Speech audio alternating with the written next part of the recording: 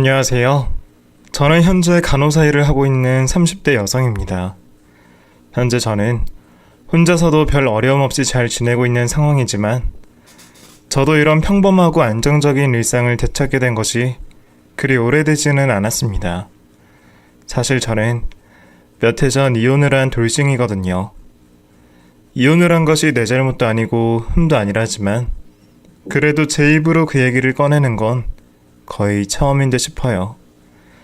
그것도 이렇게 얼굴도 모르는 분들에게 말하는 건 더더욱 말이에요.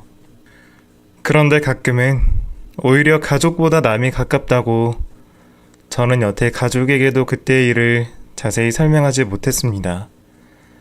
저야 제 일이니 어쩔 수 없다 치더라도 제가 마냥 잘 살고 있는 줄만 알고 계셨던 부모님들이나 지인들에게는 차마 저의 이혼 사실을 밝힐 용기가 나지 않더라고요.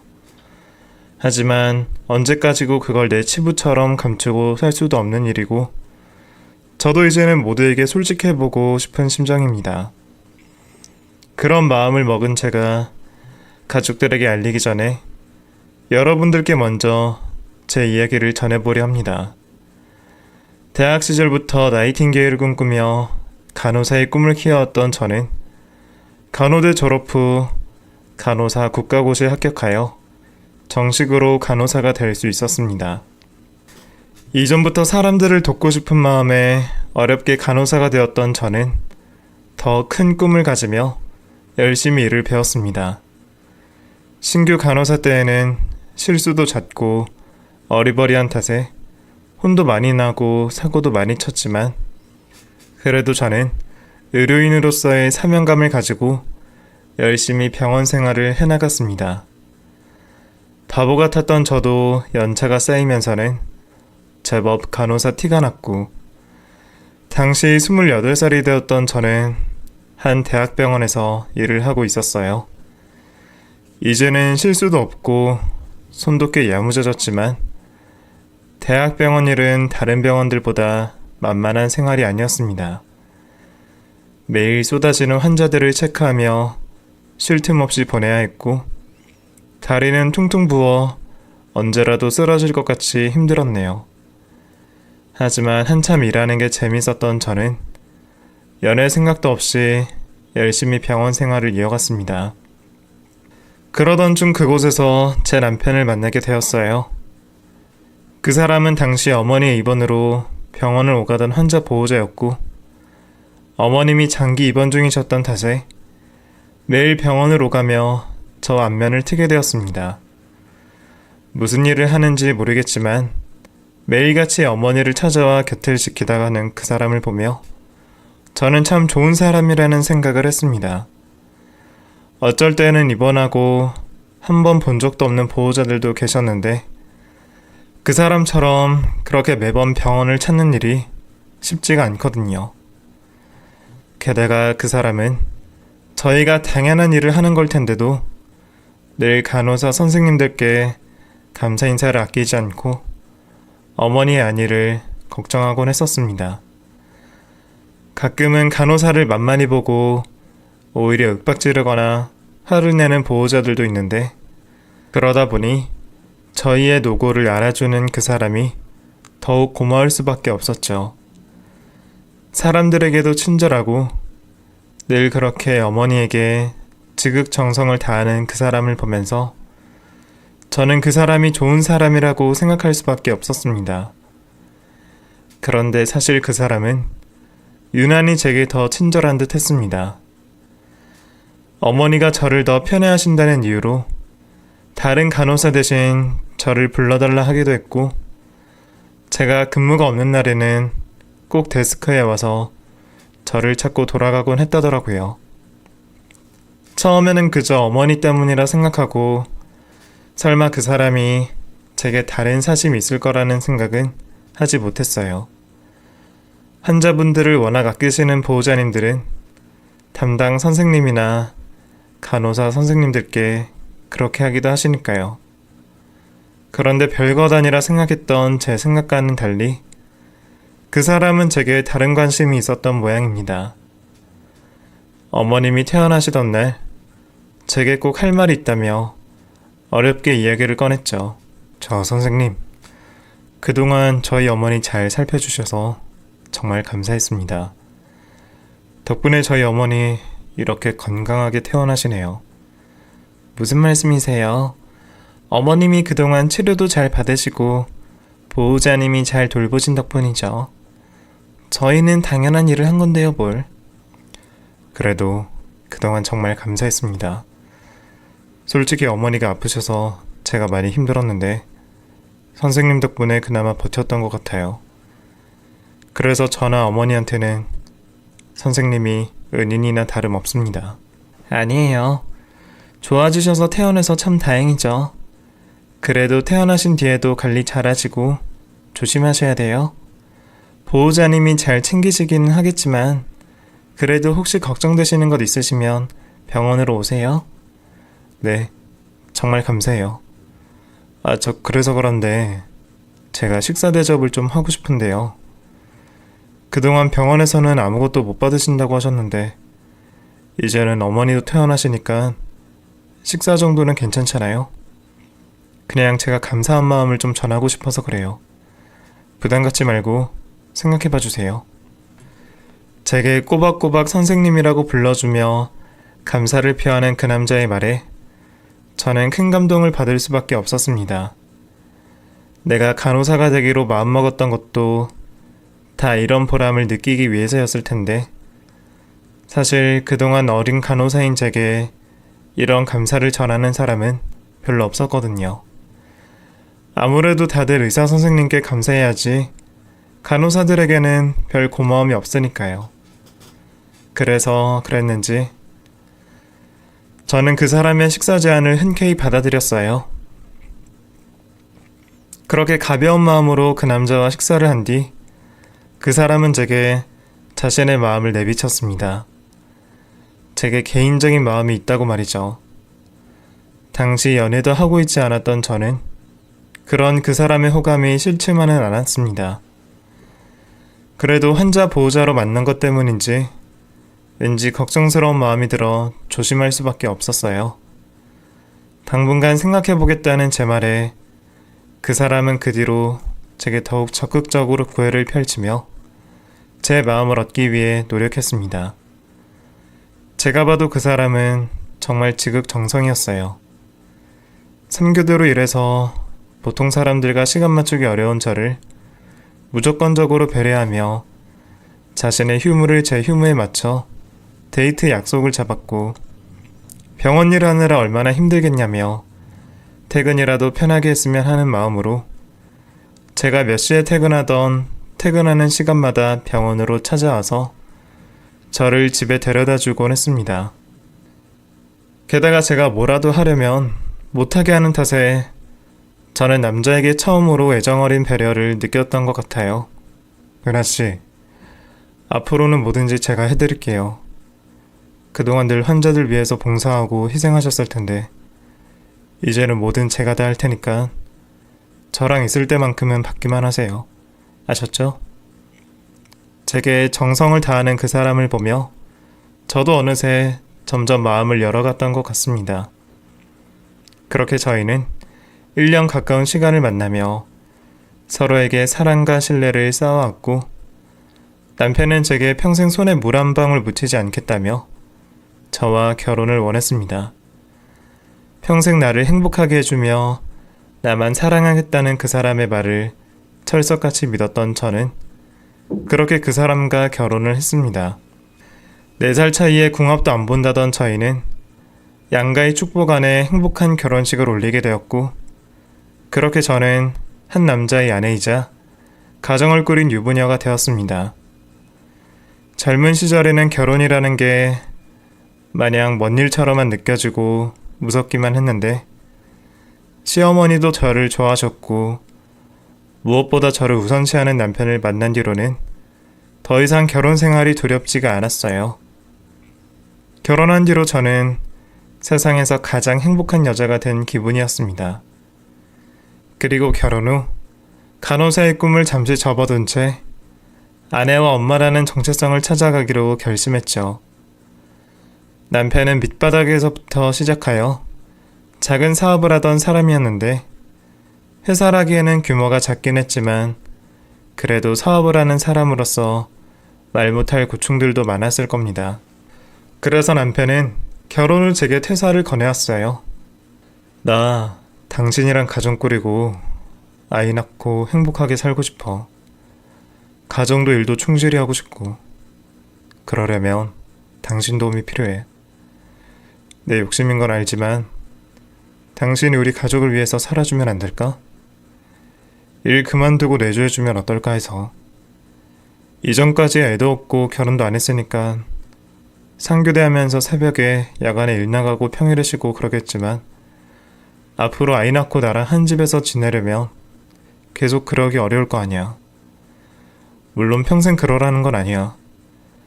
당분간 우리 아이가 생기고 자라기 전까지만 그래달라는 거야. 나중에는 내가 당신 위해서 다 희생할게. 남편의 말도 틀린 얘기는 아니었습니다. 제가 간호사 일이 좋았던 것은 맞지만 제게도 가정은 그만큼 중요했어요. 간호사 일을 하면서 집안일을 살피고 아이를 기르는 일은 쉽지 않은 일이 맞았습니다. 솔직히 병원에서도 간호사 선생님들이 임신을 그리 반기지 않기에 결혼한 선생님들은 늘 눈치를 볼 수밖에 없었죠. 그걸 저도 잘 알고 있으니 일과 가정을 둘 다 지키겠다는 게 얼마나 욕심일지도 잘 알고 있었어요. 물론 개인 병원으로 옮기거나 다른 방향을 고민해 볼 수도 있겠지만 남편 말대로 당분간은 제가 남편의 내조를 하는 게 좋겠다는 결론을 내리게 되었습니다. 어차피 남편 혼자 벌어도 우리 가족 생활에는 전혀 문제가 없었기에 금전적으로는 고민할 필요도 없었고, 그리고 무엇보다 저는 남편이 제가 필요하다는 그 말이 더 가치 있게 느껴졌습니다. 그동안 환자들을 위해서 희생과 봉사했던 제가 이제는 남편과 머지않아 태어날 우리 아이를 위해 노력해야겠다 생각했죠. 그렇게 저는 결혼 후 남편의 부탁대로 집에서 내조를 하며 지내게 되었습니다. 해본 적 없었던 탓에 살림이 어려워 고생을 하기도 했지만 뭐든 금방 배우는 저는 금세 살림을 잘 꾸려가기 시작했습니다. 전업주부를 한 뒤로는 매일 아침 일찍 일어나서 남편 아침상을 차리며 하루를 시작했어요. 늘 제 손으로 음식을 준비하며 그동안 반찬 한 번 밖에서 사 먹은 적이 없었고 시간이 걸리더라도 천연 조미료 쓰면서 늘 신경 써서 요리하며 삼시세끼 영양 균형을 맞춘 건강 식단들로 남편의 식사를 책임졌습니다. 집안은 매일 쓸고 닦은 덕에 먼지 한 톨 나오지 않았습니다. 평소 깔끔한 성격이던 남편은 그런 저의 살림살이를 마음에 들어 했었고 굉장히 고마워했습니다. 제가 집에서 내조를 해주니 바깥 일도 더 잘 된다면서 집에서 일하는 제 노고를 늘 인정해주고 고마워해줬습니다. 그래서 저도 그런 남편의 응원에 힘입어 더 열심히 남편을 내조했고 시댁에도 늘 잘하려고 노력했어요. 건강이 안 좋으신 시어머니를 위해 보양식과 건강식을 챙겼고 남편이 없는 동안 어머니를 찾아 같이 산책도 다니고 운동도 시켜드렸었죠. 어머니는 간호사 며느리 둔 덕에 어머니가 호강하신다며 늘 제 칭찬을 아끼지 않으셨습니다. 사실 일을 그만두고 집에 있게 된 뒤 제 스스로 정체성을 잃은 탓에 힘든 시기가 있기도 했지만 저를 인정해주는 남편과 시어머니 덕분에 저는 아내로서 며느리로서 행복해지는 길을 찾아가고 있었어요. 덕분에 저는 가족들의 사랑 속에 정말 행복한 신혼생활을 보냈습니다. 너무 행복했던 탓인지 그런 행복이 평생 갈 거라 생각하게 되었죠. 저희 부부는 결혼하고 얼마 되지 않아서 아이를 가질 생각이었습니다. 그래야 저희 복직도 더 빨리 이루어질 거고 어차피 제가 집에 있으니 그리 큰 부담이 아니었거든요. 그런데 무슨 문제인지 아이의 소식은 들리지 않았습니다. 부부 사이에 노력을 하는데도 아이가 생기지 않으니 저 역시도 걱정이 많았어요. 제가 아직 젊은 나이에 평소 건강검진도 빼놓지 않았던 덕분에 뭔가 이상이 있을 거라 생각해보지는 못했지만 혹시나 하는 생각에 남편과 병원을 찾아가 보고 싶었어요. 그런데 남편은 대수롭지 않게 여기며 병원 가기를 꺼려 하더라고요. 아직 그렇게 걱정할 시기도 아닌데 무슨 병원까지 가. 당신은 병원에 익숙해서 막 가는 게 편한지 모르겠지만 우리 같은 보통 사람들은 웬만하면 병원 가기 싫어해. 그리고 나 요즘 바쁜 거 알잖아. 시간 내기도 그렇고. 당신도 너무 걱정하지 말고 좀 천천히 여유 있게 기다려보자. 그래도 안 생기면 그때 갈게. 알겠지? 마음이 급한 것은 저 혼자였던 모양인지 남편은 늘 별 걱정 없이 대수롭지 않아 하더라고요. 그렇게 결혼한 지 2년이 다 되어가고도 아이는 여태 소식이 없었습니다. 그동안 저희가 결혼한 지 2년이라는 시간이 지났고 이제 행복한 신혼도 슬슬 끝이 나고 있었습니다. 그 사이 저도 아이 걱정은 점점 줄어들었고 결혼 생활이 익숙해져 갔지만 당시 제게는 또 다른 걱정거리가 찾아오게 되었습니다. 그 고민이란 다른 것이 아니라 바로 남편 때문이었습니다. 원래 깨볶는 신혼 시기가 지나면 다 그런 건지 그쯤부터 남편의 태도가 점점 달라졌기 때문이에요. 남편은 원래 제게 카드를 맡기고 알아서 쓰게 했었는데 갑자기 생활비를 현금으로 주겠다며 말을 바꾸더라고요. 당신 카드 들고 다니니까 너무 돈 개념이 없었던 거 아니야? 당신 그동안 생활비를 너무 많이 쓴 것 같아서 앞으로는 그냥 딱 정해서 현금으로 줄게. 남편은 제가 돈을 너무 많이 쓴다며 야단이었습니다. 2인 생활비 200만 원이 너무 많다는 거였죠. 평소 유기농이며 몸에 좋은 것만 찾는 남편을 생각하면 그 돈도 절대 넉넉한 돈은 아니었습니다. 게다가 제가 그 돈으로 어머님까지 챙기다 보니 사실 따지자면 2인이 아니라 3인 생활비를 계산해야 했어요. 나이가 있으신 어머님이 혼자 장보기도 버거워하시는 탓에 제가 대신 장을 봐드리거나 아예 반찬을 해서 식사를 챙겨드렸거든요. 철마다 어머님 의복도 그 카드로 결제했고요. 그렇다고 제가 사치를 한 것도 아니고 남편 벌이에 그 돈이 부담스러운 수준도 아닌데 그런 남편의 반응이 좀 당황스럽기는 했습니다. 혹시 남편이 하는 일에 무슨 문제가 있는지 염려가 되더라고요. 사정을 물어보는 제게 남편은 별말 하지 않았지만 그래도 돈 주는 남편이 부담스럽다니 저는 받아들일 수밖에 없었죠. 결국 그 뒤로는 남편이 제게 100만 원을 현금으로 건네며 그 선에서 쓰라 말했습니다. 굳이 유기농 고집할 필요 없으니 알아서 생활비를 줄이라는 얘기에 저는 그 뒤로 머리를 싸매며 지내야 했습니다. 가족을 위하던 남편이 그러는 데는 이유가 있을 거라고 생각했으니까요.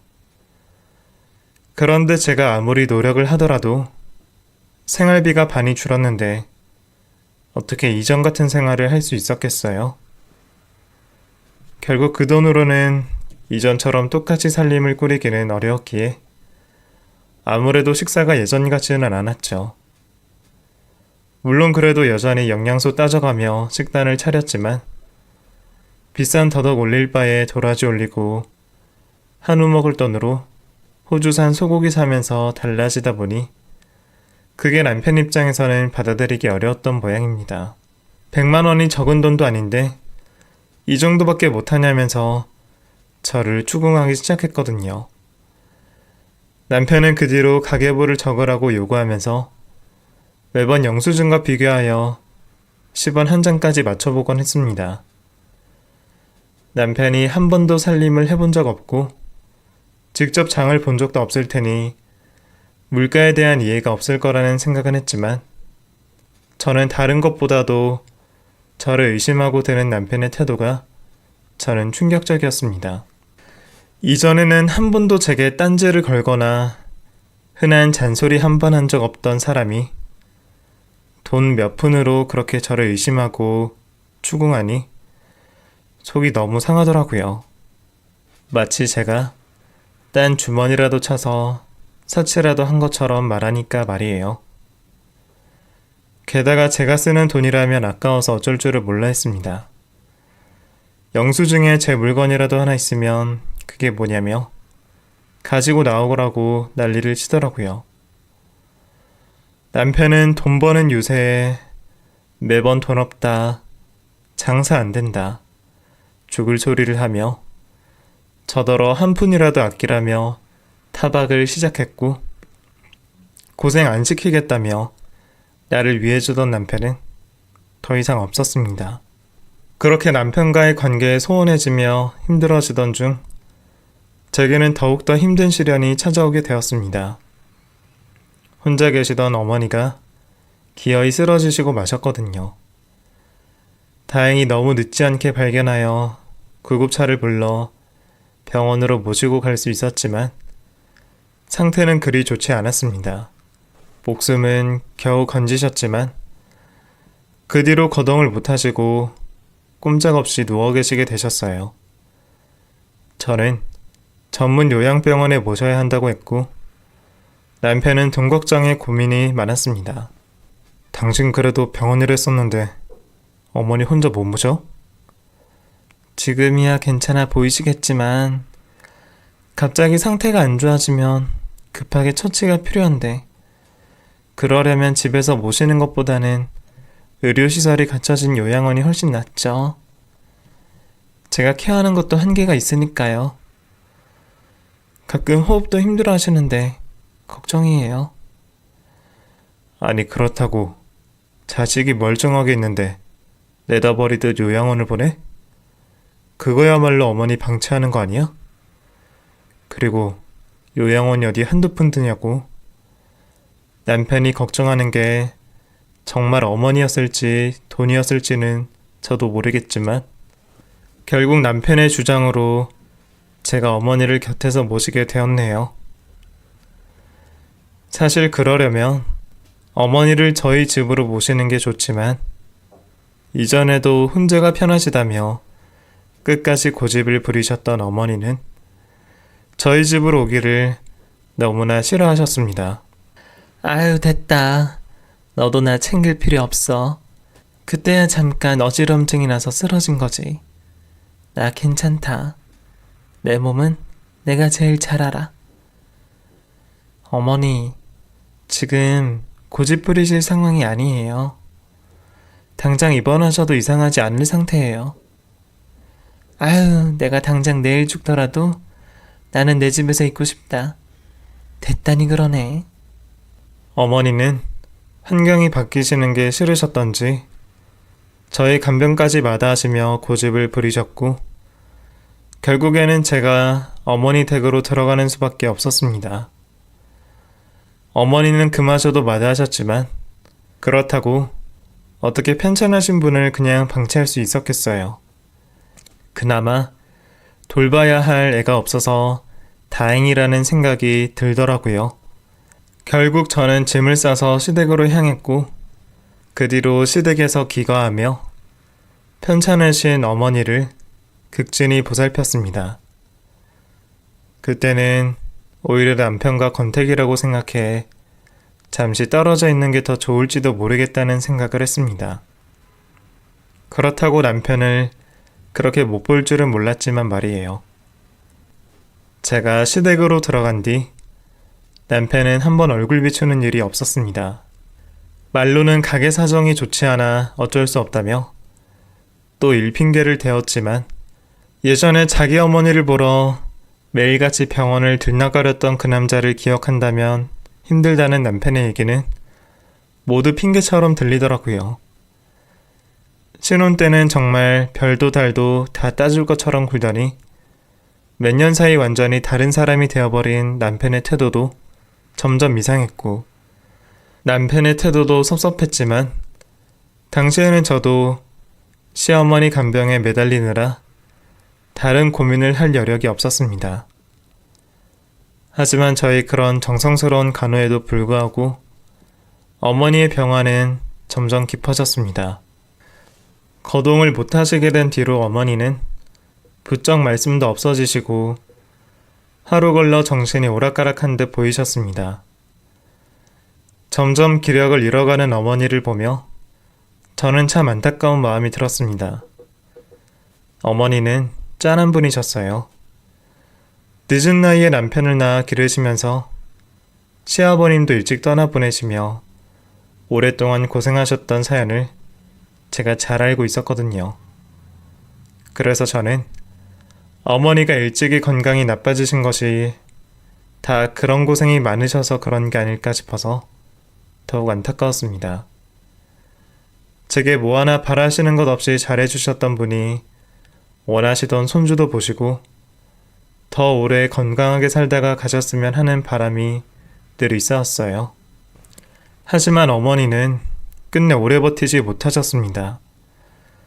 결국에는 바라시던 손주 소식도 듣지 못하시고 금세 저희 곁을 떠나고 마셨습니다. 그래도 다행인 건지 남편은 꽤 괜찮아 보였어요. 그 속은 당연히 힘들겠지만 그래도 그동안 어느 정도 마음의 준비를 해왔던 건지 생각보다 꽤나 잘 버텨주더라고요. 아마 저는 홀어머니마저 떠나보내면서 남편이 쓰러지기라도 할까 걱정이었던 모양이네요. 그렇게 저희는 어머니의 유고를 납골 땅에 잘 모셔드리고 무사히 장례를 끝마쳤습니다. 어머님마저 떠나신 마당에 이제 남편에게 남은 가족은 저뿐이라는 생각이 들어 최근 들어 서운했던 남편에게 미안한 마음마저 들었죠. 그런데 그런 제게 남편은 대뜸 이혼을 통보했습니다. 우리 이제 이혼하자. 뭐라고요? 이혼이라니 여보? 그게 무슨 말이야? 갑자기 아니야.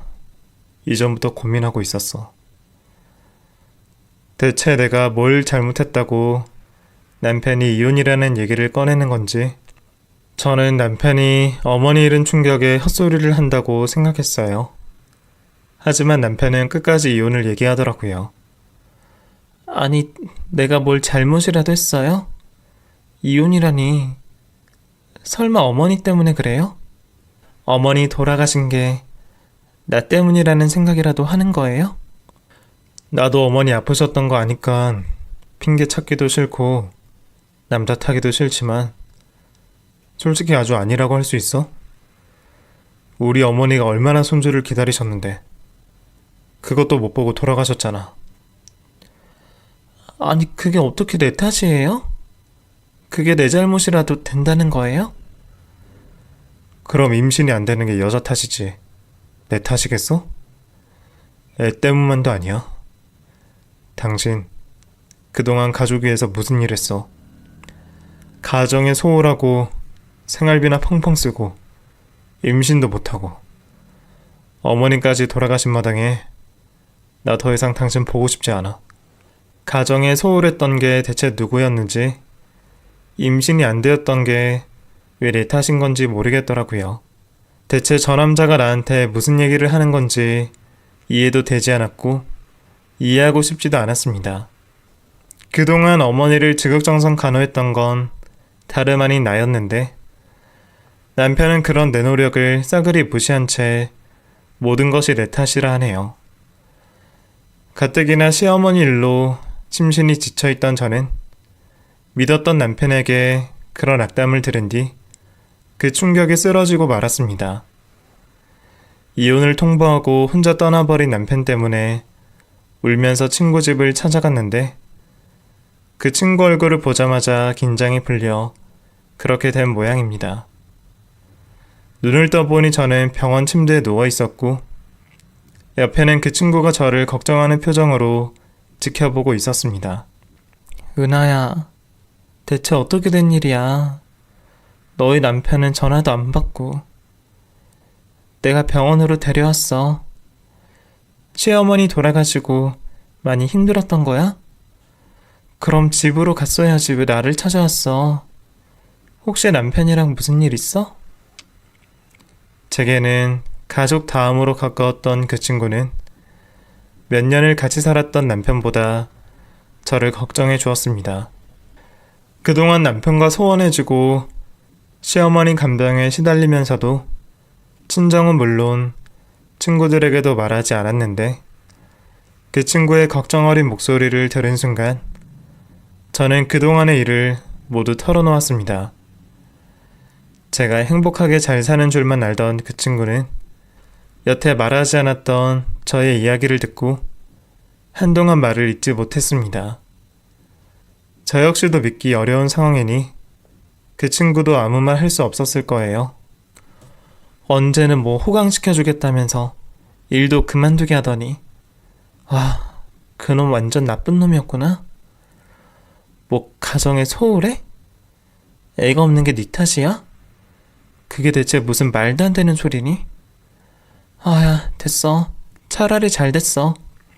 이혼하자고 하면 누가 무서울 줄 알고 그러나? 너도 그런 놈이랑 살지 말고 그냥 이혼하고 새 인생 찾아. 걱정하지 마. 내가 도와줄게. 친구는 무엇보다 내 편이라며 제 행복을 위해서라도 차라리 이혼하라 말해줬어요. 그 말을 들으니 이혼이라는 말을 듣고 무섭기만 했던 저도 왠지 안심이 되었습니다. 저는 그 길로 집으로 가서 제 짐을 챙겨 나오려 했습니다. 하지만 남편이 선수를 쳤네요. 제가 병원에 있는 동안 연락도 받지 않던 남편이 그 사이 제 짐을 다 싸다가 현관에 쌓아놨더라고요. 여보, 문 좀 열어봐요. 여보. 이혼하는 마당에 어딜 들어오려고? 문 열어줬다가 괜히 틀어놓으면 어떻게 하라고? 당신 짐 다 빼놨으니까 그거 챙겨서 떠나. 이혼 서류 보내줄 테니까 조용히 합의혼하고 안 그러면 나도 소송으로 가는 수밖에 없어. 그러면 당신이 더 불리할 거 알지? 당신 그동안 집에서 놀고 먹었잖아. 그래도 어머니 챙겨준 건 고마우니까 어머니 시골 땅 당신 줄 테니까 그거 받고 조용히 이혼해. 남편은 소송으로 가게 되면 제가 되려 위자료를 물어야 할지도 모른다며 시골 땅이라도 받고 싶으면 순순히 합의 이혼하라며 저를 압박했고 끝까지 뻔뻔한 남편의 행동에 저는 정말 치가 떨렸습니다. 그리고 저는 싸울 의욕도 없이 다 포기하고 하루라도 빨리 이혼하고 싶다는 생각이 들더라고요. 남편을 보고 싶지도 않고 남편과 더 이상 싸울 힘도 없던 저는 하루빨리 그 인연 정리하기 위해 남편 말대로 합의 이혼을 해주었습니다. 친구가 소송하게 도와준다고 했지만 변호사 구하는 비용도 부담스럽고 일을 키우기 싫었던 저는 그냥 그대로 이혼을 해줬습니다. 그렇게 남편과 이혼을 한 저는 하루아침에 삶의 의욕을 잃고 말았습니다. 그때까지도 친정에는 이혼했다고 말도 못하고 당장 앞으로 어떻게 살아가야 할지도 앞이 캄캄했어요. 그래도 그때 제 친구가 있어서 참 다행이었습니다. 그 뒤로 오갈 곳 없던 저는 친구 집에 얹혀 지내며 앞으로 다시 살아가야 할 이유를 찾기로 했습니다. 남편이 재산 분할이라며 제게 어머니가 가지고 계셨던 시골 땅을 넘겨주기는 했지만 그 땅은 농사 짓기도 힘들어 방치되어 있던 겨우 4천만 원짜리 쓸모없는 필지였습니다. 저는 그거라도 팔아서 당장 나가서 살 원룸 전세금이라도 마련하고 싶었는데 시골 땅이라 그런지 쓸모없는 땅이라 그런지 사겠다는 사람이 없는 바람에 결국 팔지도 못하고 들고 있을 수밖에 없었어요. 결국 저는 그 돈은 없는 셈치고 혼자 상황을 해결할 수밖에 없었습니다.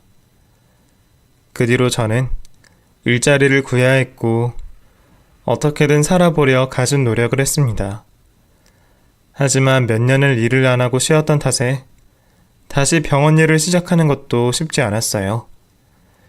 이전에 있던 병원도 자리가 다 차서 돌아갈 수가 없었고, 당시에는 급하게 인원을 뽑는 것도 흔하지 않았죠.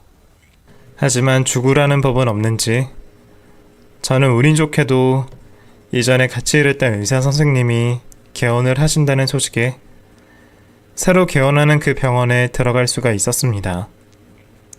그렇게 저는 이혼 후 몇 달 만에 겨우 다시 사회로 첫 발을 내디디며 새로운 시작을 해나가고 있었습니다. 그러는 사이 제가 이혼한 지도 벌써 2년이라는 시간이 가까워지고 있었습니다. 열심히 살아가다 보니 시간이 그렇게 흐른 줄도 몰랐는데 벌써 그때 일이 희미해질 정도가 되어 있더라고요. 이제는 저도 일을 하고 덕분에 친구 도움도 벗어나 혼자 다시 생활할 수 있게 되었고, 저도 이전 결혼 생활은 싹 다 잊어버리고 새로운 미래를 꿈꿀 때가 되었다 생각했습니다. 그런데 이제야 다 잊었다고 새로 시작할 수 있겠다 생각했던 그때, 저는 또다시 듣고 싶지 않은 소식을 듣게 되었습니다. 어떻게 알았는지 전 남편이 저를 찾아왔더라고요. 2년 만에 나를 찾아온 전 남편은 변함없이 뻔뻔하고 염치 없는 인간이었습니다. 사실 그 사이 제게는 좋은 소식이 하나 더 있었어요. 이혼하며 받았던 4천만 원짜리 시골 땅에 재개발 소식이 들려왔거든요. 도로도 제대로 안 되어 있던 조용한 시골 동네에 신도시가 들어선다는 소식에 요즘 그 동네 땅값이 미친 듯이 뛰고 있었죠.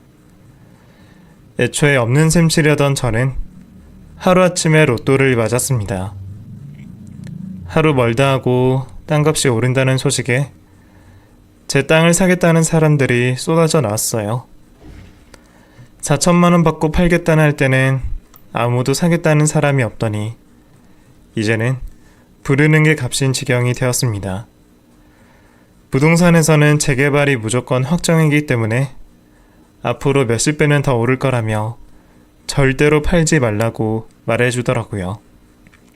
그런데 그 소식이 전 남편의 귀에도 들어갔던 모양입니다. 이거나 먹고 떨어지라며 주고 내쫓았을 때는 언제고 이제 와서 그 땅을 돌려달라 말하는 겁니다. 솔직히 그 땅 우리 어머니 땅이잖아. 그땐 내가 당신한테 어머니 간병비 챙겨준다 셈치고 그냥 줬던 건데 이러면 얘기가 다르지. 앞으로 거기가 얼마나 더 오를지도 모르는데 그거 당신 혼자 먹을 거야? 이제 와서 무슨 헛소리야. 줬으면 끝이지. 나더러 그거 당신이랑 나눠 가지라고? 아니 당신 근데 갑자기 왜 반말이야? 뭐 우리가 무슨 사이인데. 그쪽도 반말하는데 나는 하면 안 돼? 아무튼 그 땅은 내 땅이니까 헛소리 하지 말고 앞으로 나 찾아올 생각하지 마. 우리 이혼한 지 오래야. 알겠어? 그동안 제가 지고지순하고 성격 없는 줄 알았을 텐데 제가 전에 없이 당당하게 나오니 전 남편 입장에서는 그게 적지 않게 당황스러웠던 모양입니다. 그러면 제가 그런 일을 당했는데 여태 그렇게 바보 같고 순진하게 살았겠어요? 2년 사이 저도 많이 변했죠. 그래서 그런지 전 남편은 그날은 조용히 돌아가더라고요. 그래서 그래도 말은 통하는가 보다 생각했는데 그건 저의 착각이었습니다. 며칠 뒤 전 남편은 저를 또다시 찾아왔고 이번에는 혼자가 아니었어요. 옆에 웬 여자를 달고 나온 남편은 머릿수가 많아지니 2배로 뻔뻔해지는지 둘이서 합심하여 저를 공격하기 시작했습니다. 저기요, 그 땅이 왜 당신 땅이에요?